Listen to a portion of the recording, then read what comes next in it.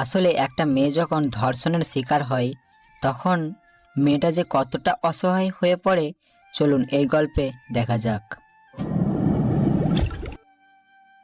রাত তখন 7:30।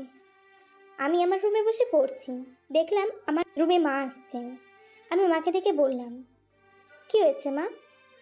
তোর বাবার অবস্থা খুব সিরিয়াস আর ওষুধও এখন নাই। এখন কি যে করব কিছুই বুঝতে পারতেছি না। ওষুধ নেই? আগে বলবে তো। আগে দেখিনি মা, এখন ওষুধ খাওয়াতে গিয়ে দেখলাম যে ওষুধ নাই। এখন কি করব মা? দেখি কি করা যায়। এটা বলে মা আমার রুম থেকে চলে গেল। আমি আবারও পড়ালেখায় মন দিলাম। কিছুক্ষণ পর আবারও আসলো মা আর বলল, এখন কি করব বল তো? কেন বাবার এখনো সুস্থ হয়নি? না রে মা, এখনো সুস্থ হয়নি, তাই চল তুই আর আমি ওষুধ নিয়ে আসি। না মা, তোমাকে যেতে হবে না, আমি একাই যাই। আর তুমি বাবার কাছে থাকো, বাবার যদি কিছু প্রয়োজন হয়। আচ্ছা মা, যা তাহলে, আর সাবধানে যাবি কিন্তু, ঠিক আছে? ঠিক আছে মা। কিছুক্ষণ পর মায়ের কাছ থেকে টাকা নিয়ে আমি রাস্তা দিয়ে হাঁটা শুরু করলাম। তারপর একটা রিক্সা দেখতে পেলাম, তাই রিক্সায় উঠে পড়ি। আমি রিক্সায় যাচ্ছি। এবার আমার পরিচয়টা দেওয়া যাক। আমার নাম নীলা। আমি আমার মা বাবার একমাত্র মেয়ে। আমি ক্লাস 10-এ পড়ি। আসলে আমার বাবার হার্টের সমস্যা আছে, আর আজকেই অসুস্থতা বেশি হয়েছে, কারণ আজ একটা ওষুধ নাই। কিছুক্ষণ পর একটা ওষুধের দোকানে এসে পড়ি, তাই রিক্সা থেকে নেমে রিক্সা কাকুকে ভাড়া দিয়ে ওষুধের দোকানে সব ওষুধ কিনলাম। তারপরে আবার রিক্সার জন্য অপেক্ষা করছি, কিন্তু একটাও রিক্সা পেলাম না, তাই ভাবলাম হেঁটেই চলে যাব। তাই হাঁটা শুরু করলাম। রাতের অন্ধকারে লোকজন খুব এই রাস্তায় নেই, তাই কেমন যেন ভয় ভয় করছে। কিছুক্ষণ পর দেখতে পেলাম 3-4টে ছেলে আমার পিছু নিয়েছে, তাই আমি খুব ভয় পেয়ে গেলাম। তাই আমি আরও জোরে জোরে হাঁটা শুরু করলাম, আর ছেলেগুলো আমাকে দেখে আরও জোরে জোরে হাঁটা শুরু করলো। কিছুক্ষণ পর ছেলেগুলো আমার কাছে চলে আসলো আর আমার পথ আটকে দাঁড়ালো। একজন আমার কাঁধে হাত দিল, তাই আমি বললাম, এগুলো আপনারা কি করছেন? রোহিত, ও বলে কি আমরা কি করছি ও জানে না। একটু পর সব বুঝে যাবে মামনি। হুম, তো সুন্দরী, এত রাতে রাস্তায় কি তুমি আমাদের জন্য এসেছো? দেখুন ভাইয়া, আমার বাবা খুব অসুস্থ, তাই তার জন্য আমি ওষুধ নিতে এসেছি। প্লিজ আমাকে যেতে দিন। তোমার এত তাড়া কিসে বলো তো? আমাদের একটু ঠান্ডা করে দিয়ে যাবে না? আমরা তো তোমাকে দেখে গরম হয়ে গেছি। কি বলছেন এসব? কি বলছি দেখবি? এই বলে একটা ছেলে আমার ওড়না টান দিয়ে খুলে ফেলল। তাই আমি তাকে বললাম, প্লিজ আমাকে যেতে দিন ভাইয়া, আমি তো আপনার বোনের মতো, বলুন। এই রোহিত, ও বলে কি? মামা, মালটা কিন্তু সেই আছে, জমিয়ে খেলা হবে কিন্তু। তা তো হবেই। আগে বল আমরা ওকে কোথায় নিয়ে যাব? কেন, পাশের জঙ্গলটাই নিয়ে চল। ঠিক আছে, তাই নিয়ে চল। কথাগুলো শুনে আমার শরীর কাঁপছে। আমি কি করব কিছু বুঝতে পারছি না। আর কি হতে চলেছে আমার সাথে এগুলো, আমি কিছু বুঝতে পারছি না। তাই আমি একটা ছেলেকে জোর করে ধাক্কা দিয়ে দৌড় দিতে লাগলাম। নিলয়, ও তো পালাচ্ছে। আরে পালিয়ে যাবে কোথায়? তাড়াতাড়ি চল ভাই, নাহলে পাখি পালিয়ে যাবে। তারপরে দেখি ওরা আমার পিছনে পিছনে দৌড়াতে শুরু করলো। আমি দৌড়াতে দৌড়াতে হাঁপিয়ে যাচ্ছি, আর মনে মনে ভাবছি, আর মনে হয় আমার বাড়ি যাওয়া হবে না, আজকে হয়তো আমার শেষ হয়ে যাব। আমি আর পারছি না, পা যেন ভেঙে যাচ্ছে, তবু আমি নিজের জীবন বাঁচানোর জন্য দৌড়ে যাচ্ছি। আর রাস্তাঘাটে একটাও লোক দেখতে পাচ্ছি না।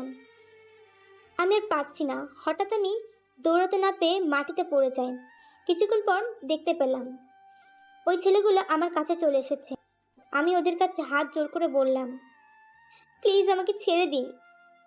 সালি, তুই অনেক দৌড় করালি আমাদের, আজকে তোকে আর কিছুতেই ছাড়বো না। আমি গিয়ে তার পায়ে পড়ে বললাম, প্লিজ ভাইয়া আমাকে ছেড়ে দিন। সেটা তো আর হবে না মামনি। রোহিত, এখন ওকে কোথায় নিয়ে যাবি? সেই জায়গায় নিয়ে যাব। তার আগে ওর মুখটা ওড়না দিয়ে বেঁধে দে। না না প্লিজ, এরকম করবেন না। এই বলে একটা ছেলে আমার ওড়না দিয়ে আমার মুখটা বেঁধে দিল। চল এবার। এই বলে আমাকে একটা ছেলে কোলে তুলে নিল আর শুধু চোখ দিয়ে জল পড়তে লাগলো। আমি মনে মনে ভাবছি, আজকে এভাবে আমার সব কিছু শেষ হয়ে যাবে। আমি আর কথা বলতে পারছি না। কিছুক্ষণ পর একটা ঘন জঙ্গলে আমাকে আনলো, তারপর আমাকে একটা জায়গায় ফেলে দিল। এখানে কেউ নেই, আমি আর ওই ছেলেগুলো ছাড়া। রোহিত, তাহলে আগে আমি শুরু করি। ঠিক আছে, আগে তুই শুরু কর। এই বলে একটা ছেলে আমার উপর বসে পড়লেন। কিছুক্ষণ পর আমার জামাটা টান দিয়ে ছিঁড়ে ফেললাম। আমি তার কাছে হাত জোর করে বললাম, প্লিজ আমাকে ছেড়ে দিন। কিন্তু সে আমার কোনো কথাই শুনলো না। একে একে আমার সব জামা প্যান্ট ছিঁড়ে ফেললো।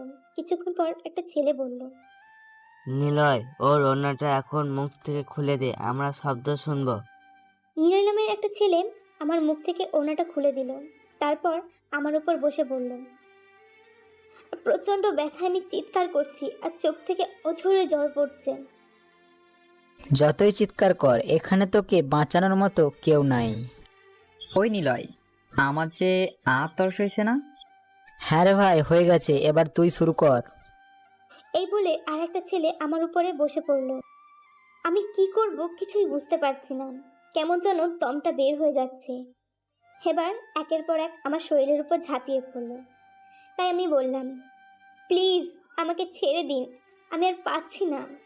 দিব দিব, ছেড়েই দিব তোকে, আর একটু পর। আমার গলা শুকিয়ে যাচ্ছে, তাই বললাম, একটু জল দিন প্লিজ, আমি আর পাচ্ছি না। এভাবে সবাই আমাকে ব্যবহার করলো। তারপর একটা ছেলে বলল, নিলয়, একে এখন কি করবি? কি আর করব, যেটা করার সেটাই করব। মেরে ফেলবি তো? আমি তাদের কথা শুনে ভয় পেয়ে গেলাম। তাই আমি বললাম, প্লিজ আমাকে মারবেন না, আমি আমার পরিবারে একা। তোকে যদি না মারি তাহলে আমাদের পরিবারের সবাইকে জেলের ঘানি টানতে হবে, সেটা তো আমি হতে দিতে পারি না। আমি আপনাদের কথা কাউকে বলবো না, দয়া করে আমার প্রাণটা ভিক্ষা দিন।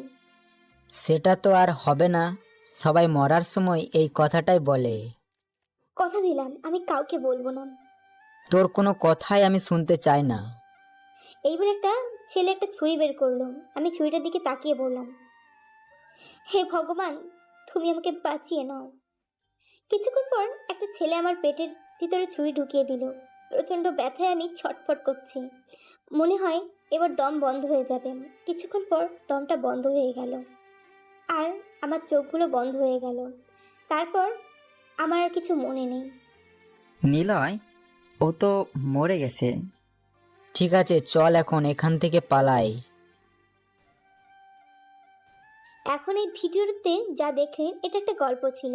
আসলে আমাদের দেশে দিন দিন ধর্ষিকা বেড়েই চলেছে। দিন দিন হাজারো মা বোন ধর্ষণের শিকার হচ্ছে। দিনে কত মেয়ের প্রাণ চলে যাচ্ছে এই ধর্ষণের জন্য। আমরা চাই এই ধর্ষণকারীদের কঠিন থেকে কঠিনতম শাস্তি হোক। তারা হয়তো জানে না এটা যদি তার পরিবারের সাথে হতো তাহলে তার কেমন লাগতো। সে হয়তো জানে না তারও একটা বোন আছে। এই কুত্তাগুলোকে মহা শাস্তি দেওয়া হোক, এটাই আমরা চাই। একটা মেয়ে ধর্ষণের হাত থেকে বাঁচার জন্য অনেক চেষ্টা করে, কিন্তু পারে না। কুকুরগুলোর কাছে কোনো মেয়ের চোখের জলের দাম নাই। জানি আমার এই কথাগুলো অনেকের কাছে খারাপ লাগবে। তাদেরকে বলছি, আপনার খারাপ মনোভাব বন্ধ করুন। আর একটা কথা, ধর্ষণ যারা করে তাদের যেন একটাই শাস্তি হয়, শুধু ফাঁসি। যেন কোনো ছেলে কোনো মেয়ের দিকে খারাপ নজরে তাকাতে না পারে। আর সমস্ত মেয়েদের বলছি, তোমরা সাবধানে চলাফেরা করবে, কারণ এখনো কিছু খারাপ লোক আছে যাদের চিন্তাভাবনা অনেক নিচু। স্কুল কলেজে সবাই সাবধানে যাবে, আর কোনো জায়গায় বেশি আড্ডা দেবে না, কারণ নিজের সম্মানের চেয়ে বেশি আর কিছু হতে পারে না। আমাদের এই গল্পটা হয়তো অনেকের কাছে খারাপ লেগেছে, তাই তাদেরকে বলছি, আপনি এটা ভাববেন না যে এটা যদি আপনার পরিবারের সাথে ঘটতো তখন আপনার কেমন লাগতো। সেটা অবশ্যই কমেন্ট করে জানাবেন। আর এই গল্পটা যার যার কাছে ভালো লেগেছে তারা অবশ্যই একটা করে লাইক, কমেন্ট আর শেয়ার করে আমাদের চ্যানেলটা সাবস্ক্রাইব করে পাশে আসা বেল আইকনে ক্লিক করে দেবেন। ধন্যবাদ।